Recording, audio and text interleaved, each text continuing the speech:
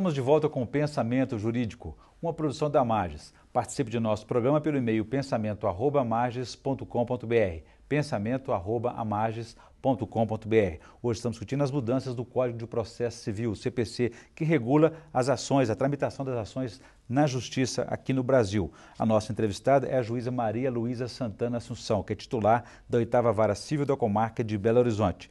Doutora Maria Luísa, então falávamos no bloco anterior sobre as possíveis mudanças já pacificadas, discutidas no Congresso Nacional sobre a questão da renovação, a reforma do CPC, do Código de Processo Civil. Que mudanças a senhora destacaria?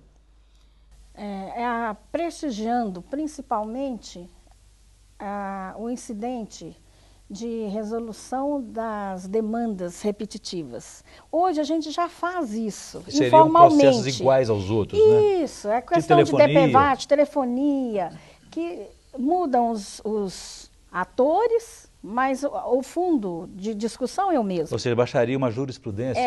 Vai ser julgado um processo, já existe esse incidente lá no Supremo Tribunal, nos tribunais superiores. Então agora vai aplicar na justiça comum, na justiça de primeiro grau. Em todo o país?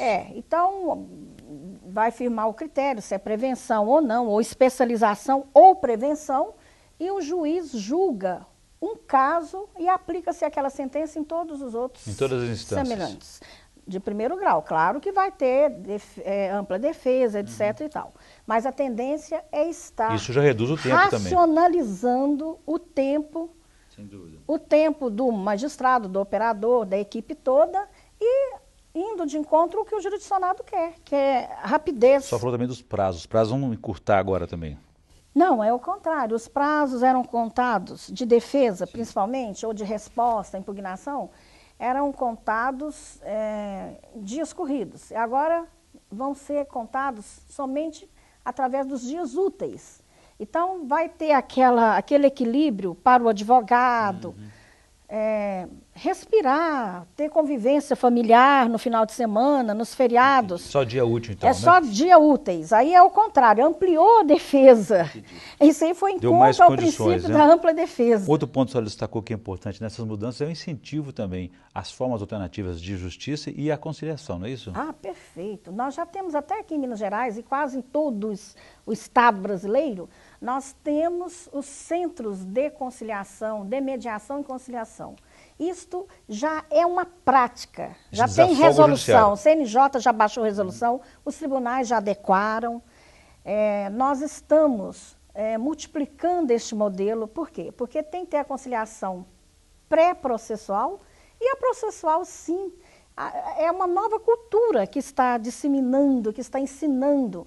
O processo não precisa ser só litígio, ele tem também que ter esse espaço para o diálogo, para o crescimento e para a solução, para a composição do conflito através da vontade. Sim. Então, se há um conflito entre duas partes, por exemplo, seria então incentivado ou obrigatoriamente passar pela conciliação antes de virar um processo? Isso, agora sim, porque já está vindo isso, o legislador anterior já mexeu nessa questão, já constou lá a audiência de conciliação, mas agora ela vem de forma ampla e obrigatória. Muito bem, eu vou ampliar nossa conversa, nosso debate e convidar aqui os estudantes da Faculdade de Direito Newton Paiva para me ajudar a entrevistá-la. Por favor, primeira pergunta.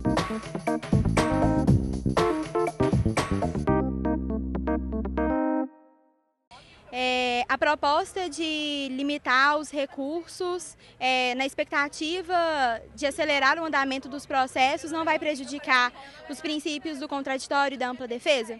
Ana Luísa, essa questão do embargo infringente, ela já há muito tempo está para ser resolvida, tirada da fase recursal, porque entende-se que a maioria, o voto colegiado da maioria deve prevalecer.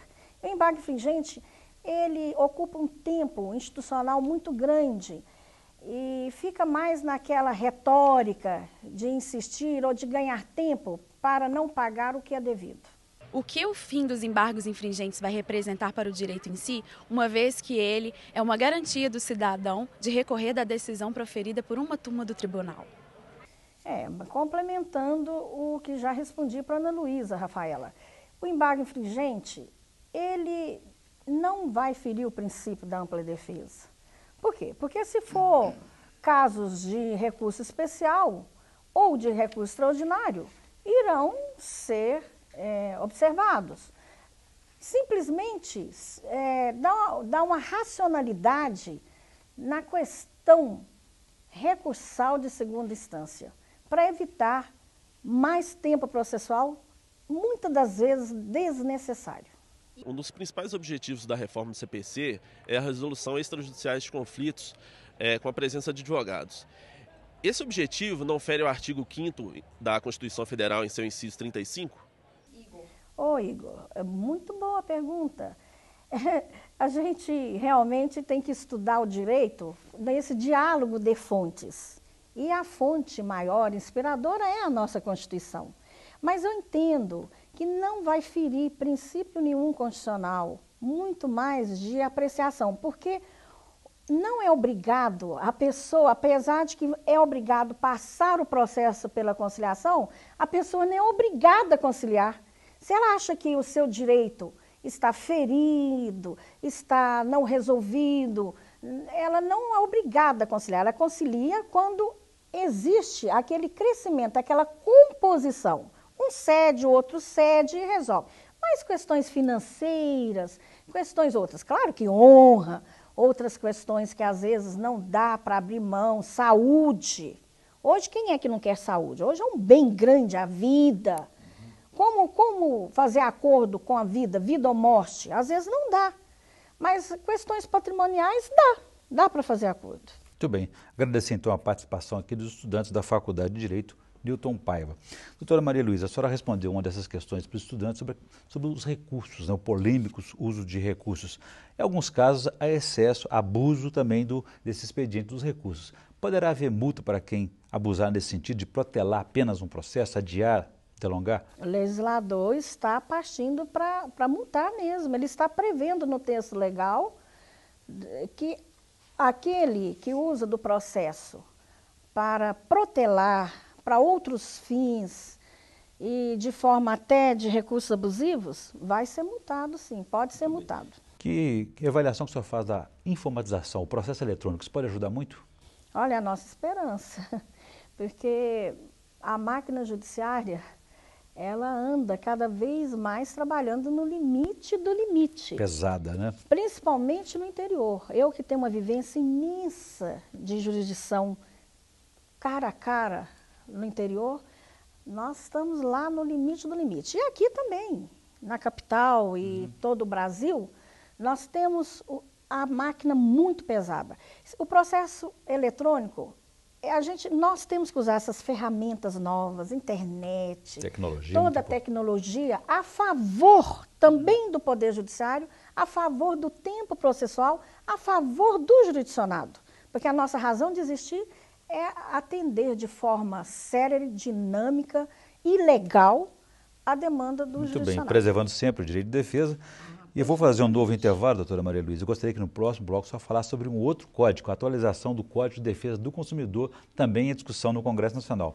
A gente volta em instantes.